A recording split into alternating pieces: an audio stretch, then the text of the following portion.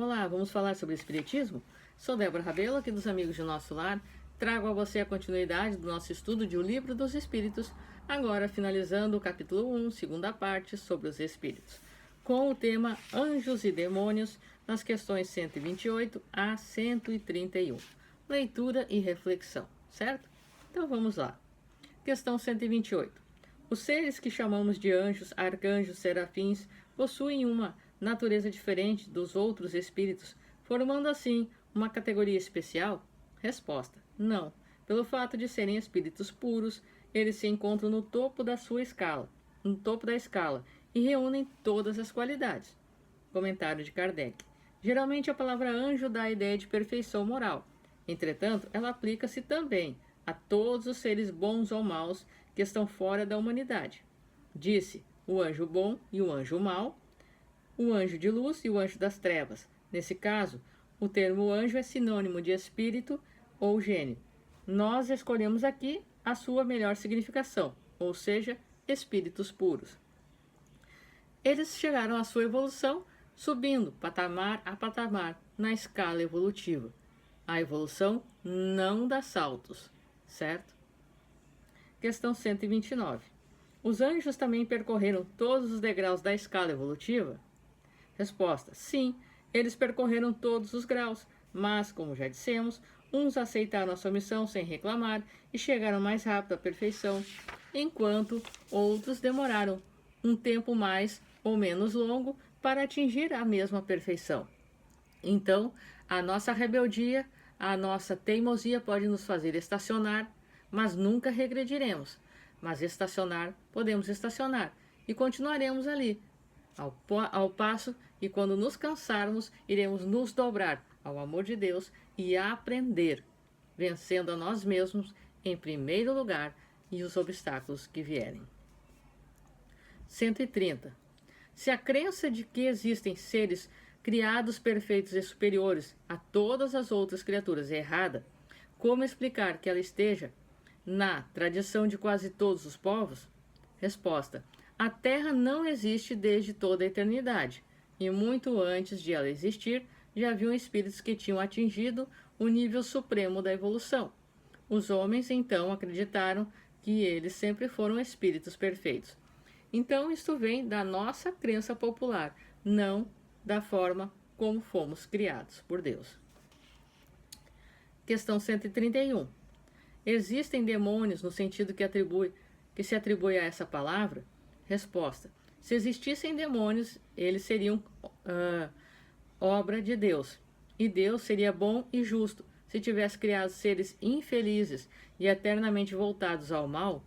Se há demônios, eles habitam o mundo inferior que os homens habitam e outros mundos semelhantes a esse. Demônios são esses homens hipócritas que fazem de um Deus justo, mau e vingativo. Fazem de um Deus justo um Deus mau e vingativo, e que julgam agradá-lo com as suas atrocidades que cometem em seu nome. Comentário de Kardec. A palavra demônio, nos dias atuais, traz consigo a ideia do espírito mau.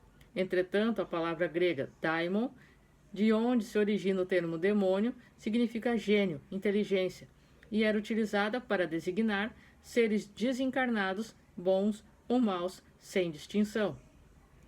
Por demônios, de acordo com o significado da palavra, se entende seres essencialmente malvados, mas criados por Deus, como todas as coisas e todos os seres. Entretanto, Deus, que é soberanamente bom e justo, não pode ter criado seres naturalmente predispostos ao mal e condenados por toda a eternidade. Se não fossem obra de Deus, seriam eternos como ele, e nesse caso, haveria muitos poderes soberanos. A primeira condição de toda a doutrina é ser lógica.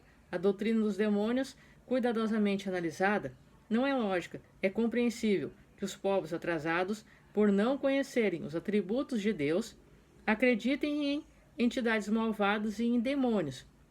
Mas, para todo aquele que faz da bondade de Deus um atributo por excelência, não é lógico admitir que ele tenha criado seres voltados para o mal e destinados a praticá-lo perpetuamente porque isso seria negar a sua bondade.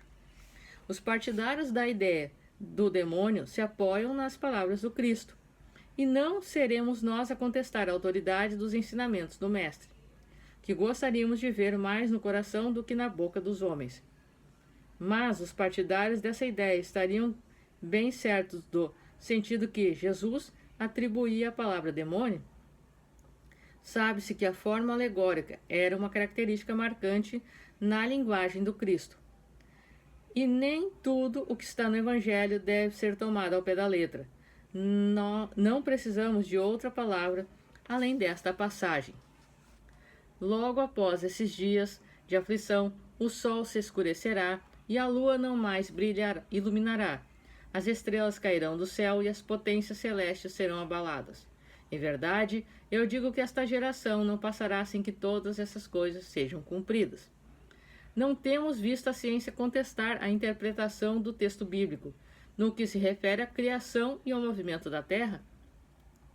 Não pode ter ocorrido o mesmo com algumas figuras empregadas pelo Cristo, que precisava falar de acordo com o tempo e com o lugar onde se encontrava. Jesus não poderia ter dito conscientemente uma falsidade. Assim, se existe algo nas palavras do Cristo que parece chocar a razão, é porque elas não foram bem compreendidas ou foram mal interpretadas. Os homens fizeram com os demônios o que fizeram com os anjos, da mesma forma que acreditaram na existência de seres perfeitos desde toda a eternidade. Consideram também os demônios inferiores como seres perpetuamente maus. Pela palavra demônio, devemos entender os espíritos impuros que, muitas vezes, não valem mais do que as entidades designadas por esse nome. A diferença é que, aos espíritos impuros, atribuímos o estado transitório e aos demônios não. Os espíritos inferiores se revoltam contra as provas que devem suportar, e por isso as sofrem por um tempo mais longo. Entretanto, eles também chegarão à perfeição quando se dispuserem a isso. Então, podemos aceitar a palavra demônio com a restrição de que, apesar dela representar espíritos imperfeitos, eles também chegarão um dia ao nível dos espíritos puros. Entretanto, seremos induzidos ao erro se entendermos que os demônios são seres criados essencialmente para o mal. Com relação a Satanás, é evidente que se trata da personificação do mal sob uma forma alegórica, porque não se poderia admitir um ser maligno lutando em pé de igualdade com a divindade, e cuja única preocupação seria de contrariar seus desígnios. Como o homem precisa de figuras e imagens para impressionar a sua imaginação, pintou os seres sem o corpo físico em uma forma material, com os atributos que lembram as qualidades e os defeitos humanos. Foi assim que os antigos, querendo personificar o tempo, o pintaram com a figura de um velho, segurando uma foice e uma ampulheta. Representá-lo pela figura de um jovem teria sido um contrassenso. Ocorre o mesmo com as figuras da fortuna, da verdade, etc. Modernamente, os anjos ou os espíritos puros são representados por uma figura radiosa, com asas brancas, que são o símbolo da pureza. Já a figura de Satanás é representada com chifres, garras e atributos de bestialidade, símbolo das paixões inferiores. O povo que toma as coisas ao pé da letra viu nessas representações um indivíduo real, assim como antigamente viu Saturno, representando a alegoria do tempo. Então nós percebemos aqui, de todo este resumo, que Deus, como um pai amoroso, jamais criaria seres voltados ao bem e outros ao mal. Então, isto seria um enorme contrassenso, que muito se acredita ainda na Terra pela materialidade das existências. Mas, hoje, os que duvidam, amanhã irão crer. É tudo uma questão de evolução, é tudo uma questão de crescimento espiritual, material, moral, certo? Então esta foi a finalização do capítulo 1 de O Livro dos Espíritos. No próximo vídeo estaremos adentrando no capítulo 2, Encarnação dos Espíritos, a partir do tema Objetivos da Encarnação, e vem este capítulo tratar sobre os objetivos da encarnação, a alma e materialismo. Eu sou Débora Rabelo, um forte abraço para você, que os bons espíritos nos guiem, Jesus nos abençoe e até a próxima.